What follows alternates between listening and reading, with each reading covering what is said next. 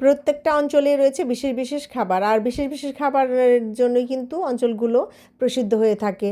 আর উত্তরবঙ্গের আলুঘাটি তো খুবই প্রসিদ্ধ একটি খাবার। এই আলুঘাটির রেসিপিটি আজ আপনাদের সঙ্গে শেয়ার করব। প্রথমে একটি মশলা বানিয়ে নেব। এটা হচ্ছে রাঁধুনি মশলার দোকানে কিনতে পাওয়া যায়, আর এগুলোকে ভালো মতো ধুয়ে শুকিয়ে নিলে কিন্তু সারা বছর ব্যবহার করা যায়। অল্প আঁচে সুন্দর মতো ভেজে নিব।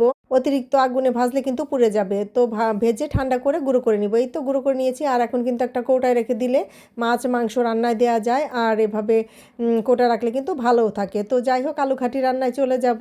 দিয়ে দিলাম তেল, তেলের মধ্যে একটু হলুদ গুঁড়া আর লবণ দিয়ে ডিমগুলোকে ভালো মতো ভেজে নিব। আমি আজ ডিম দিয়ে রান্না করছি, চাইলে আপনারা মাছ দিয়েও রান্না করতে পারেন। ডিমগুলোকে আমি সিদ্ধ করে নিয়েছি, অথবা আপনারা ভেজে টুকরো করেও নিতে পারেন।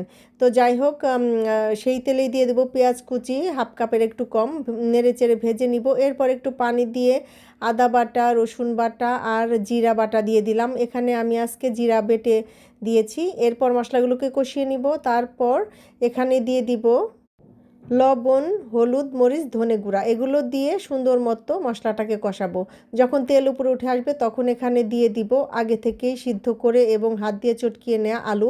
আমি এখানে 5-6টা আলু নিয়েছি সিদ্ধ করে, তারপর হাত দিয়ে চটকে নিয়েছি। একটু যদি দানা দানা থাকে তাহলে কোনো সমস্যা নেই, ওটা খেতে কিন্তু বেশ ভালোই লাগে।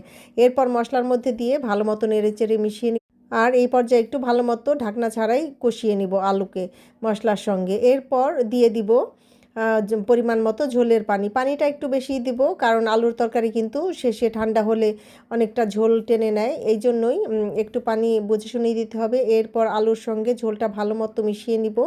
আর এরপর দিয়ে দিব এখানে 2-1টা তেজপাতা। তেজপাতা কিন্তু খুব সুন্দর একটা ফ্লেভার যোগ করবে তরকারিতে।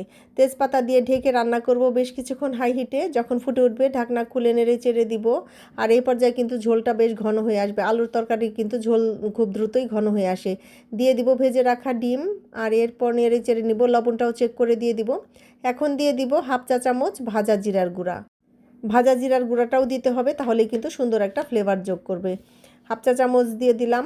আর এখন দেব সেই যে রাঁধুনি ভেজে গুঁড়ো করে রেখেছিলাম সেখান থেকে হাফ চামচের কম দিব। আর এটা কিন্তু অতিরিক্ত দিলে তরকারির টেস্ট নষ্ট হয়ে যাবে, এটা কিন্তু খুব স্ট্রং একটা ফ্লেভার, এই জন্য বুঝে শুনে দিতে হবে। 2টা মশলা, ভাজা মশলা দিয়ে সুন্দর মতো তরকারির সঙ্গে নেড়ে চেড়ে মিশিয়ে নিব। আর এই পর্যায়ে কিন্তু ঝোলটা একদম আমার ঘন হয়ে এসেছে, এই কনসিস্টেন্সিটাই আমি রাখবো। এই তো বেড়ে নিলাম। দারুণ মজার লোভনীয় একটা তরকারি গরম গরম ভাতের সঙ্গে কিন্তু খুবই ভালো লাগে। ওপর থেকে একটু রাঁধুনি গুঁড়া ছড়িয়ে দিলাম সৌন্দর্যের জন্য। আর এই রেসিপিটা কিন্তু খুবই ভালো লাগে ভাতের সঙ্গে। শীতকালে কিন্তু এই রেসিপিটা খেতে বেশি ভালো লাগে। এভাবে রান্না করে খাবেন, আশা করি ভালো লাগবে। বিদায় নিচ্ছি আজকের মতো। ভালো থাকবেন আপনারা সবাই। আল্লাহ হাফেজ।